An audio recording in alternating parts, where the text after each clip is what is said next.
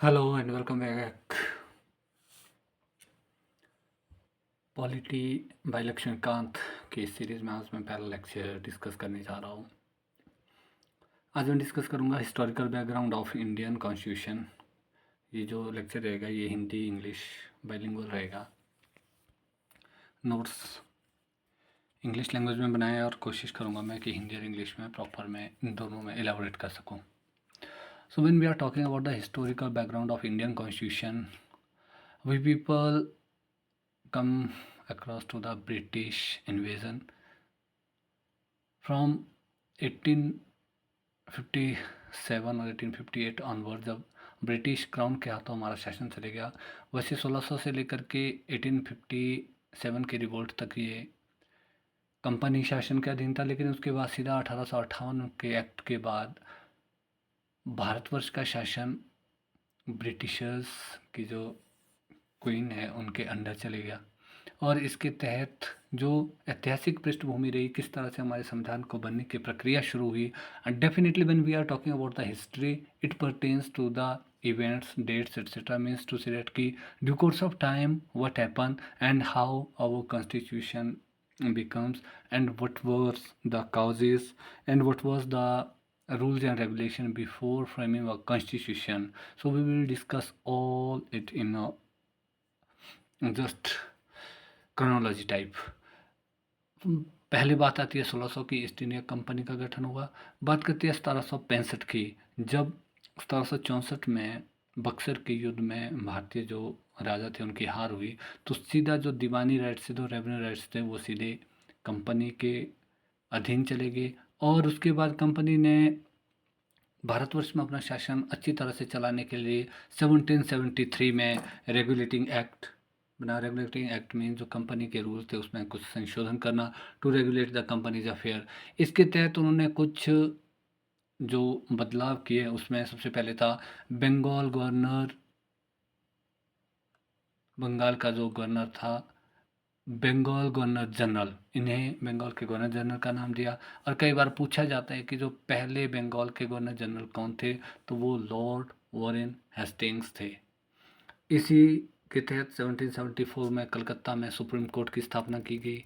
उसके बाद जो अगला एक्ट आया वो 1781 में आया। इसे अमेंडिंग एक्ट के नाम से भी जाना जाता है। इसके बाद 1784 में जो एक्ट बना, पीट्स इंडिया एक्ट बना। इसका काम था पॉलिटिकल एंड इकोनॉमिक अफेयर्स को सेपरेट कर देना। बात आती है 1786 की। 1786 में फिर लॉर्ड कॉर्नवालिस गवर्नर जनरल बने बंगाल के। इसके बाद चार्टर एक्ट की सीरीज शुरू हुई। अब हम दो पर्सपेक्टिव से यहाँ मैं डिस्कस करूँगा। एक पर्सपेक्टिव जो हमारा है स्टडी करने का, वो पर्सपेक्टिव है कि किस तरह से क्रोनोलॉजी वाइज कौन कौन से एक्ट आए, कौन कौन से कानून आए। लेकिन हम जब डिस्कस करते हैं कि ये जो भारतीय संविधान में मेकिंग ऑफ कॉन्स्टिट्यूशन में इसका क्या रोल है, हम लोग ये चीज़ें क्यों पढ़ते हैं, तो कहने का तात्पर्य क्या है कि जब हम कोई एक्ट बनाया या कोई नियम बनाया, और भारतवर्ष ने जो एक संक्षिप्त अपना पूरा कानून का एक दायरे में बना करके कॉन्स्टिट्यूशन संविधान लिखा, भारत में उसे संविधान नाम दिया गया। अगर बात की जाए संविधान भी तो एक दस्तावेज है जिसमें रूल्स एंड रेगुलेशन है, जिसमें ये वर्णन किया गया है कि भारतवर्ष का जो शासन तंत्र है वो कैसे काम करेगा। The same story was happening in either in the company rules और after that British crown rule, that how India would be governed, what would be the rules and regulations. That all set of rules and regulation comes with the different act like charter act या कोई settlement act, जो नाम उन्होंने अलग अलग दिए, हमने वो नाम संविधान दिया है। तो ऐसे में 1793 का जो पहला चार्टर आया, 1793 में आया, ये फर्स्ट ऑफ चार्टर सीरीज में ये पहला था। उसके बाद बात आती है 1813 का चार्टर एक्ट।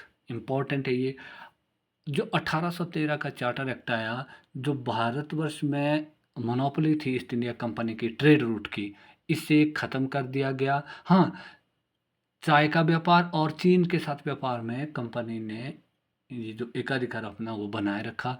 इसी के तहत जो भारतवर्ष में क्रिश्चियन मिशनरी को शिक्षा के प्रचार प्रसार के लिए परमिशन दे दी गई। और वेरी वेरी इंपॉर्टेंट, भारतवर्ष में शिक्षा के प्रोविज़न के लिए, प्रावधान के लिए 1 लाख रुपए का प्रावधान किया गया। इम्पॉर्टेंट है ये। उसके बाद आता है 1833 का चार्टर एक्ट। अगर बात की जाए, इस वक्त governor general of Bengal become governor general of India. Bengal के गवर्नर जनरल को भारत का गवर्नर जनरल बना दिया गया। और जो पहले भारतीय गवर्नर जनरल बने वो बने लॉर्ड विलियम बेंटिक। इनके कार्यकाल में बेंटिक ने प्रयास किया था कि जो सिविल सर्वेंट्स हैं, सिविल सेवाओं के लिए खुली प्रतियोगिता का शुरुआत किया जाए, लेकिन ब्रिटिशर्स ने इसका विरोध किया और ये इम्प्लीमेंट नहीं हो सकी। इसके बाद आता है 1853 का चार्टर एक्ट। ये लास्ट था इस चार्टर सीरीज़ का। हाँ, इस एक्ट के तहत कंपटीशन सिविल सर्विसेज के लिए ओपन कर दिया गया। और बात आती है विशिष्ट सिविल सेवा फॉर इंडियन, भारतीयों के लिए विशिष्ट सिविल सेवा का प्रावधान किया गया।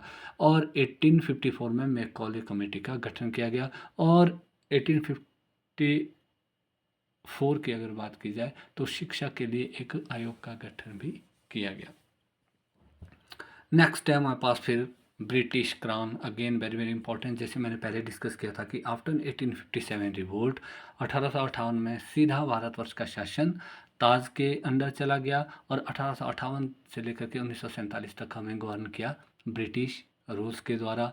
इसमें पहला था 1858 का इंडियन काउंसिल एक्ट। 1857 के रिवोल्ट के बाद महारानी का प्रोक्लेमेशन भी था कि हम लोग जो भारतवर्ष की टेरिटरी है उस पर कब्जा नहीं करेंगे और भारतवर्ष को अच्छा शासन देंगे। गवर्नर जनरल की पोस्ट को चेंज करके वाइसरॉय कर दिया गया। और 1858 में फर्स्ट वाइसरॉय बने लॉर्ड कैनिंग।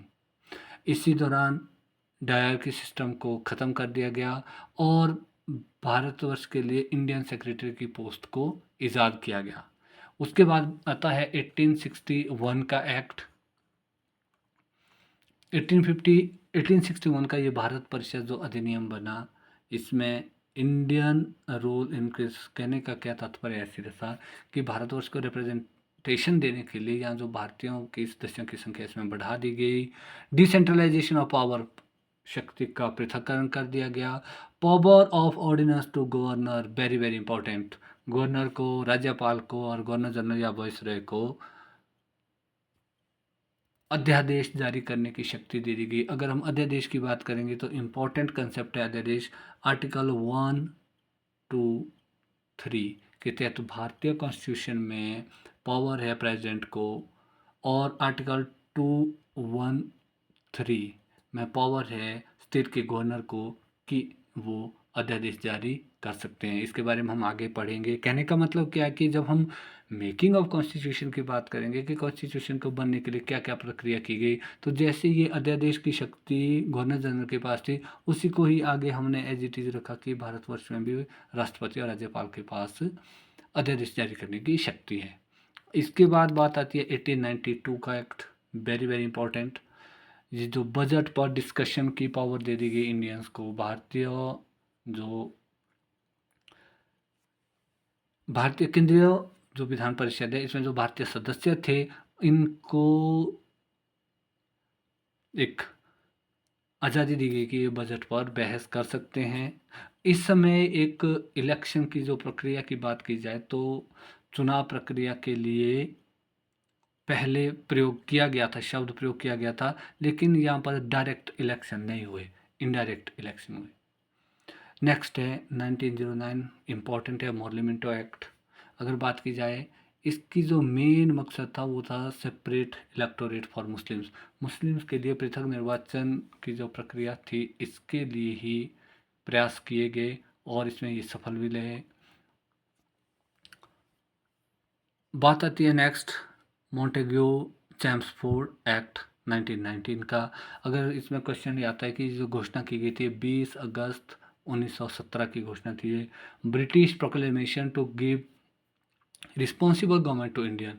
उन्होंने, जो ब्रिटिशर्स का मानना था कि हम भारतीयों को एक उत्तरदायी सरकार का गठन करेंगे। Dyarchy system started. यहाँ पर फिर से द्वैध शासन प्रणाली जो राज्यों में थी, जो यूनियन टेरिटरी की बात की जाए, जो हमारी टेरिटरी थी, जो प्रांत थे, sorry not union territory but प्रांत, प्रांतों में डायरकी सिस्टम शुरू कर दिया गया और बाई कैमरल सिस्टम भी शुरू किया गया। सेपरेट इलेक्टोरेट की बात की जाए तो अगर पृथक निर्वाचन की बात की जाए तो कम्युनल बेस पर सिख, भारतीय क्रिश्चियन और जो एंग्लो इंडियन थे, आंग्ल भारतीय थे, उनके लिए भी सेपरेट इलेक्टोरेट के प्रोविजंस को बढ़ा दिया गया। और इसी दौरान अभी बात की जाती है एस्टेब्लिशमेंट ऑफ लोक सेवा आयोग, पब्लिक सर्विस कमीशन की स्थापना 1926 में यूपीएससी की स्थापना की गई। बात आती है उसके बाद साइमन कमीशन, अगेन इम्पॉर्टेंट।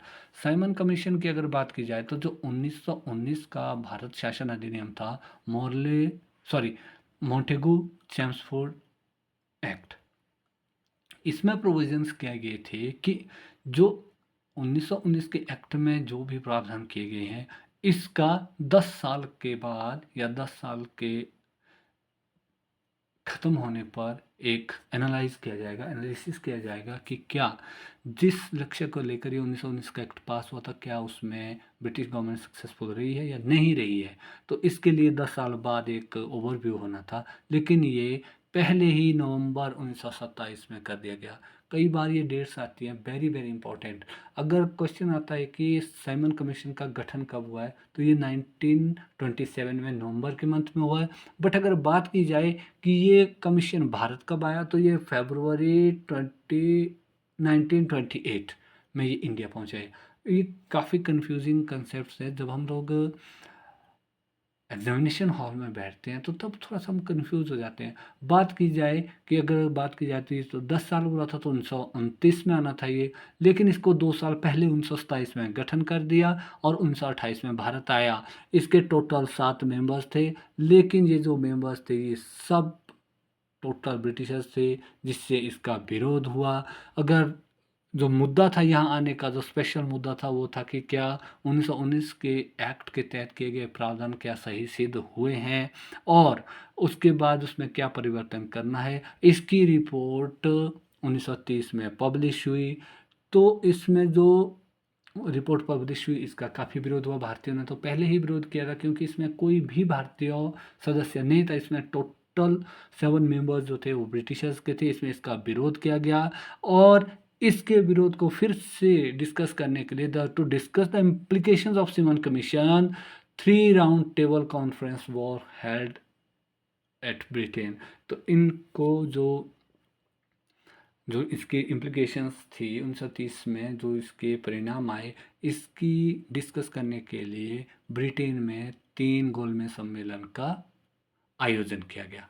इसके बाद बात आती है कम्युनल अवार्ड की, वेरी वेरी इंपॉर्टेंट। 1932 में कम्युनल अवार्ड की घोषणा की गई। इस वक्त ब्रिटिश के पीएम रॉन्जे मैकडोनाल्ड थे। It was a plan to the representation of minorities. Communal award इसमें also include Dalit in separate electorate, Dalit को भी इसमें पृथक निर्वाचन में जोड़ा गया। गांधी जी ने इसके विरुद्ध पूना में फास्ट किया टिल डेथ, आमरण अनशन पर ये बैठ गए थे। लेकिन उसके बाद जो समझौता हुआ, पूना पैक्ट हुआ गांधी जी और अंबेडकर जी के बीच, जिसके तहत पूना समझौते के नाम से इसे जाना गया। इसमें जो संयुक्त निर्वाचन था, जो हिंदू निर्वाचन व्यवस्था था, इसको तो उन्होंने कंटिन्यू रखा, लेकिन जो दलित वर्ग थे उनके लिए कुछ स्थान आरक्षित कर दिए गए। और बात आती है next, Indian government act 1935। Bharat शासन अधिनियम जो 1935 था, ये तो एक बहुत बड़ा दस्तावेज था। इसमें 321 धाराएं थी, 10 अनुसूचियां थी। ये जो हमारा संविधान बना है, भारतवर्ष का संविधान जो 1946 के बाद संविधान सभा के गठन के बाद बनाया गया, इसमें मैक्सिमम मोर देन 50% प्रोविजंस तो हमारे भारत शासन अधिनियम 1935 के ही है। इसमें क्या किया कि प्रांतों में तो द्वैत शासन प्रणाली को खत्म कर दिया गया, लेकिन इसमें सेंटर में द्वैत शासन शुरू किया गया। इसके तहत ट्रांसफर्ड एंड रिजर्व जो सब्जेक्ट है वो 2 भागों में बांटे गए। ट्रांसफर आरक्षित और स्थानांतरित, ट्रांसफर हुआ स्थानांतरित और रिजर्व हुआ आरक्षित। इसमें 2 विषयों में बांटा गया। 6 राज्यों में द्विसदनीय व्यवस्था का भी प्रावधान किया गया। और 1937 फेडरल कोर्ट एस्टेब्लिश्ड, और 1937 में इसी जो इंडियन गवर्नमेंट एक्ट 1935 के तहत फेडरल कोर्ट संघीय न्यायालय की स्थापना की गई। इसके बाद जो हमारा लास्ट इसमें भारतीय स्वतंत्रता अधिनियम 1947 बना। 30 जून 1947 की बात की गई थी। अगर बात की जाए जो 20 फरवरी 1947 को जो ब्रिटिश के प्रेसिडेंट थे क्लेमेंट हेटली, इन्होंने घोषणा की थी कि भारतवर्ष को लगभग 30 जून 1947 तक आज़ाद कर दिया जाएगा और ब्रिटिश शासन समाप्त हो जाएगा। लेकिन उसके बाद उन्होंने फिर से 3 जून 1947 को फिर स्पष्ट किया सरकार ने कि जो संविधान सभा बनाई गई है, कैबिनेट मिशन के तहत जो संविधान सभा बनाई गई थी, वो जो भी संविधान बनाएगी, संविधान उन क्षेत्रों पर लागू नहीं होगा जो उन्हें स्वीकार नहीं करेंगे। इसका जो सीधा सा कहने का मतलब क्या है मेरा, कि जब कैबिनेट मिशन भारत आया तो उन्होंने जो संस्तुतियाँ दी भारतीय संविधान बनाने के लिए, तो इसमें उस संविधान में हामी भरना सबके लिए सेटिस्फाई होना मुश्किल था। सब मीन्स हिंदू और मुस्लिम का वहाँ पर ज़्यादातर जो विवाद था हिंदू और मुस्लिम के बीच था। तो जो हमारे मुस्लिम भारतवर्ष में थे, संविधान सभा के सदस्यों में से थे, वो नहीं चाहते थे कि जिस तरह का प्लान बनाया गया है भारतवर्ष के संविधान बनाने का, उसको फाइनल रूप मिले। उसका विरोध किया गया और भारत के विभाजन के लिए जोर दिया गया कि भारत 2 स्वतंत्र डोमिनियन में बंट जाए। और इसी दौरान जो वाइसरॉय था वो पद भी समाप्त कर दिया गया। और बात की जाए ब्रिटिश किंगडम एंडेड, ये जो ब्रिटिश शासनकाल था वो भारतवर्ष में ख़त्म हो गया और 15 अगस्त 1947 को भारतवर्ष को पूर्ण आज़ादी मिली।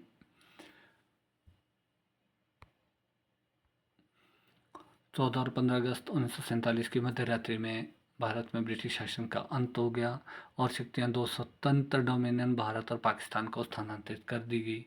बात की जाए इंटरिम गवर्नमेंट की, वेरी वेरी इंपॉर्टेंट है 1946 की। मैक्सिमम टाइम क्वेश्चन पूछा जाता है कि परिषद के उपाध्यक्ष राष्ट्रमंडल संबंध तथा विदेशी मामलों से संबंधित मंत्री कौन थे, तो ये जवाहरलाल नेहरू जी थे। अगेन वेरी वेरी इंपॉर्टेंट, कई बार इसमें कंफ्यूज किया जाता है कि जवाहरलाल नेहरू परिषद के अध्यक्ष थे। नहीं, जवाहरलाल नेहरू उस परिषद के उपाध्यक्ष थे। और उसके बाद सरदार वल्लभ भाई पटेल जी गृह सूचना व प्रसारण मंत्रालय था उनके पास। रक्षा मंत्रालय बलदेव सिंह जी के पास था और डॉक्टर राजेंद्र प्रसाद जी के पास खाद्य एवं कृषि विभाग था। स्वतंत्र भारत की बात की जाए, जो 1947 की बात की जाएगी, तो उस वक्त जवाहरलाल नेहरू जी प्रधानमंत्री थे, राष्ट्रमंडल और विदेशी मामले भी इनके पास थे। अंतरिम सरकार के सदस्य की बात की जाए तो वायसरॉय ही कार्यकारी परिषद के अध्यक्ष थे, ये उनके प्रमुख बने रहे और जवाहरलाल नेहरू जी परिषद के उपाध्यक्ष थे। So it was all from my side for historical background of Indian constitution. Cabinet mission की जो स्थापना 1946 में हुई, इसके तहत जो भारतीय संविधान बना, जो कमेटी कॉन्स्टिट्यूट की गई। अगर मेंबर्स की बात की जाए तो मेंबर्स में तो इसमें बहुत सारी स्टोरी है कि 389 का था लक्ष्य तो 299 रहे, या इस तरह के जो भी कयास थे कि क्यों मुस्लिम्स ने किसने समर्थन नहीं किया। इस तरह के क्वेश्चंस कम पूछे गए हैं एग्जामिनेशन में। एग्जामिनेशन पॉइंट ऑफ व्यू से जो क्वेश्चंस इंपॉर्टेंट थे, जो क्रोनोलॉजी इंपॉर्टेंट थी, मैंने उसका डिस्कशन किया। आई होप आप सबको वीडियो लेक्चर पसंद आएगा। Thank you, thanks for listening carefully. अगर आपको लगता है कि वीडियो लेक्चर में सही कंटेंट मिल रहा है तो आप मेरे चैनल को लाइक करें, शेयर करें और सब्सक्राइब करें। Thank you.